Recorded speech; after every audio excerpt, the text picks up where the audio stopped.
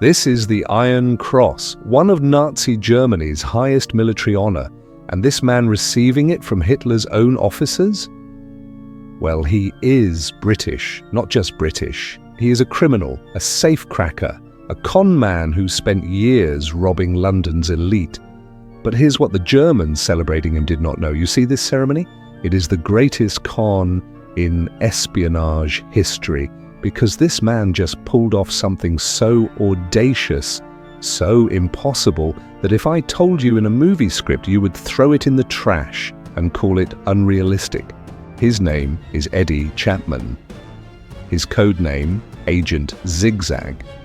And by the time this story ends, you will understand why he is either the greatest hero or the most dangerous traitor of World War II.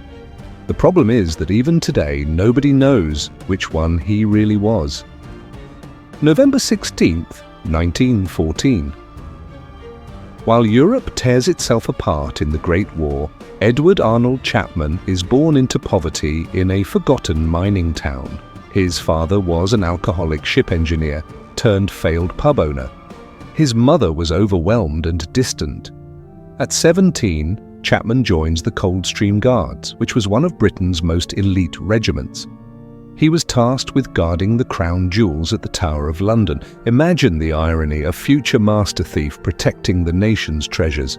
But after 9 months of military discipline, Chapman does what Chapman does best. He breaks the rules. While on leave, he meets a woman, disappears into London's underworld, and goes, well, for 2 months. The army hunts him like a fugitive, finally catching him and throwing him in military prison. Dishonorably discharged and unemployable, Chapman discovers his true calling. He becomes London's most notorious safecracker, leading the infamous Jelly Gang.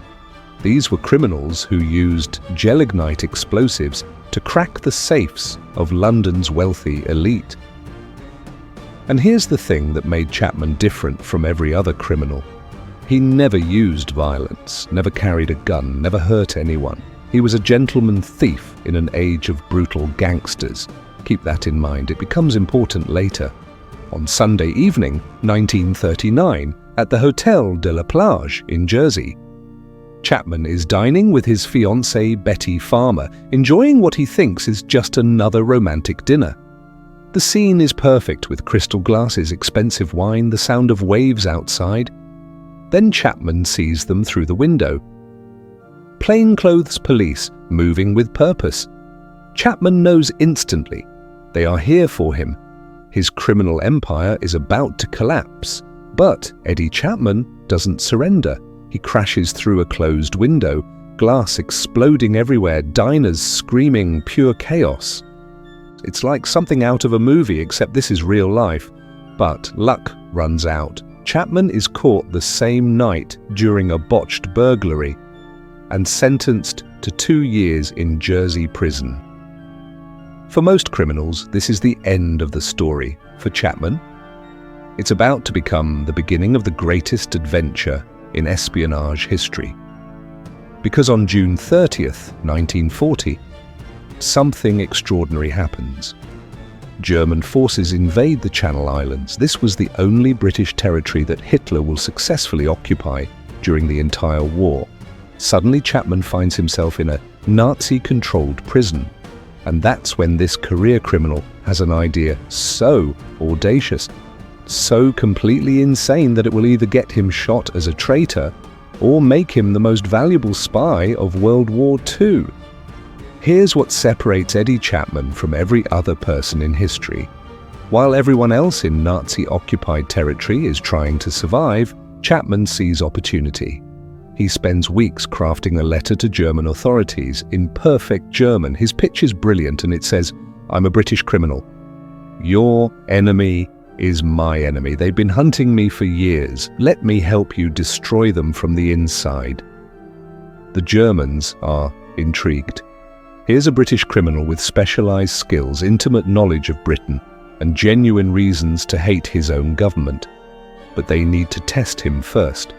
Chapman and his cellmate Anthony Faramus are transferred to Fort de Romainville. This was a nightmare prison in Nazi-occupied Paris where resistance fighters are tortured and executed daily. Most prisoners here die. Chapman, he is planning his next move. Then something incredible happens. Chapman is pulled from that hell and transported to the Villa de la Bretonnière in Nantes, France. This is not a prison, it is a luxury spy training facility that looks more like a 5-star resort. The Germans aren't just training Chapman to be a spy, they are treating him like family. Unlimited champagne, gourmet meals, beautiful surroundings. Captain Stefan von Gröning, an aristocratic Abwehr officer who speaks perfect English, becomes genuinely fond of this charming British criminal. For 6 months, Chapman masters the dark arts, explosives, radio communications, secret codes, firearms, and parachute jumping. The Germans give him the affectionate nickname Fritzchen, Little Fritz. But here's what the Germans do not know. December 16, 1942, by 1:15 a.m., Chapman is stuffed into a converted German bomber, ready to parachute into England to destroy Britain's most vital aircraft factory. But there's a problem. As he tries to parachute into enemy territory, he gets trapped in the hatch. For agonizing minutes, he dangles between life and death, between two countries at war. After a terrifying struggle, he breaks free and plummets into the darkness. His mission parameters were: destroy the de Havilland factory in Hatfield, where Britain's revolutionary Mosquito fighters are built. These wooden aircraft are devastating German forces. Chapman lands near the village of Little Port, gathers his equipment, which includes German radio, pistol, cyanide pill, and £1,000 in cash, and does something that shocks both intelligence services. He walks straight to the local police station and surrenders. "I'm a German spy," he announces to the bewildered constable, "and I want to work for you instead." Now here's what makes this moment so incredible. The British already knew he was coming. They had been reading German codes through ultra-intelligence. But they never expected this. Chapman is rushed to Camp 020, which was MI5's most secret interrogation facility. This is where captured German spies either break under pressure or get turned into double agents. Now let's meet Lieutenant Colonel Robin Tin Eye Stevens, a man so intimidating that hardened Nazi spies confess just from his stare. The steel-rimmed monocle, the military bearing, the psychological pressure that breaks enemy agents like twigs. But when it comes to Chapman, he charms even Tin Eye Stevens. MI5 realizes they've struck gold. Chapman has legitimate criminal skills, detailed knowledge of German intelligence operations, and most importantly, he's completely convincing. The British make him Agent Zigzag and hatch the most audacious deception in espionage history. They are going to fake Chapman's entire mission. Using theatre designers and Jasper Maskelyne, who was a professional magician turned military deception expert, they stage a spectacular explosion at the de Havilland factory. Controlled fires, fake damage, the works. The next morning, German reconnaissance planes photograph the devastation. Mission accomplished, or so Berlin believes. Chapman has just pulled off the greatest magic trick in military history. But wait, it gets even more insane, because now Chapman has to go back to Nazi-occupied Europe and convince his German handlers that he actually did it. Think about the pressure. One wrong word, one suspicious detail, and he's dead. Chapman returns to Europe aboard the City of Lancaster. He carried with him 2 bombs the Germans gave him to destroy the ship. Instead, he immediately hands them to the captain, and the British stage another fake investigation when the ship mysteriously survives its voyage. The deception is so perfect that the Germans throw Chapman a hero's celebration. In a formal ceremony in Nazi-occupied Oslo, He becomes the first Englishman since 1871 to receive the Iron Cross, Germany's highest military honor. But that's not all. They also give him 110,000 Reichsmarks, equivalent to about $2 million today, and his own yacht. Chapman is living like a millionaire spy, funded by both Nazi Germany and the British government. Here's the beautiful irony. The Germans love Chapman so much that they send him to Norway to train the next generation of Nazi spies. So this British double agent is literally teaching German intelligence how to spy on Britain. You cannot make this stuff up. And that's where Chapman's story takes another impossible turn. In Oslo's most exclusive bar, his eyes fall on a stunning blonde smoking cigarettes with an ivory mouthpiece. Her name is Dagmar Lahlum. Dagmar Lahlum is not just beautiful.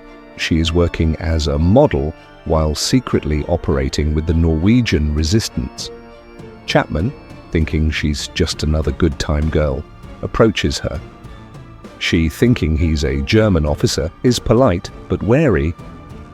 What happens next is one of the most romantic and dangerous love affairs in espionage history. During a romantic boat trip on the fjords, Chapman makes a decision that could get them both killed. Over a shared bottle of cognac, with Nazi patrols potentially watching, he tells her the truth.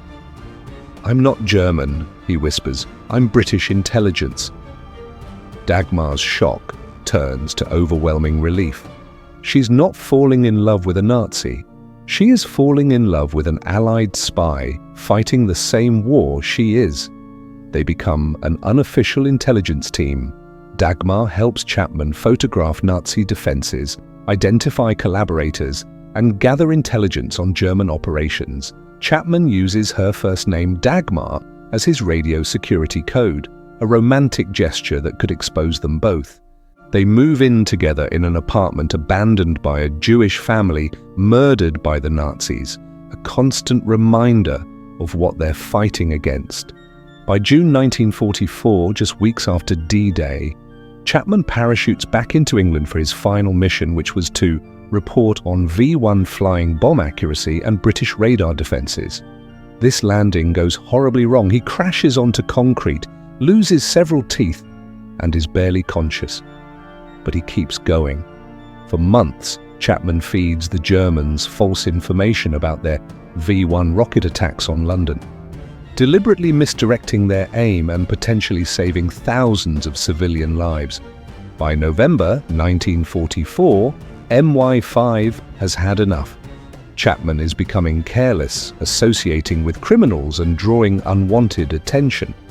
They dismiss him with a £6,000 payment, about $500,000 today, and a full pardon for all his pre-war crimes. When the war ends, Chapman faces the choice that will define his legacy. He promised to return to Norway and marry Dagmar, clearing her name and protecting her from accusations of collaboration. Instead, he abandons her and marries someone else entirely. The consequences for Dagmar are devastating, branded a German whore by neighbors who don't know the truth. She's arrested on May 19, 1945. Her beautiful hair is shaved off in public humiliation. During her treason trial in 1947, Dagmar could have saved herself by revealing Chapman's true identity, but she keeps her promise to him, pleads guilty, and serves 6 months in prison rather than expose the man she loved. Dagmar never recovered. She spent the rest of her life as an outcast, never marrying, never having children, slowly dying from Parkinson's disease, alcoholism, and malnutrition. Chapman doesn't contact her for 50 years. Finally, in 1997, just 2 years before Dagmar's death, Chapman calls her. After 50 years of silence, she visits him in England one last time, then returns to Norway to die alone. Chapman returns to crime after the war. Black market dealing, gold smuggling, protection rackets. But the British government, desperate to protect his secrets, essentially gives him immunity from prosecution. In perhaps the strangest twist of all, Chapman maintains his friendship with von Groening, his former Nazi handler. When Chapman's daughter gets married, von Groening is an honored guest. Imagine explaining that wedding guest list. Chapman dies in 1997, taking his secrets with him. It's not until 2001, 4 years after his death, that MI5 finally declassifies over 1,800 pages of Chapman's files. Only then does the world learn the full scope of his deception. So here's the question that haunts historians to this day. Who was Eddie Chapman really? Was he a hero who risked everything to serve his country? A villain who betrayed everyone who trusted him? A patriot who saved thousands of lives? Or just an adventurer who played all sides for his own amusement? One MI5 officer wrote the perfect epitaph: Chapman loved himself, loved adventure, and loved his country, probably in that order. Maybe that's what made him so effective. Nobody could figure out his true motivations, not even himself. The Germans trusted him completely, the British used him ruthlessly, and everyone who loved him he left behind. If you enjoyed this story, make sure you like and subscribe for more. Until next time.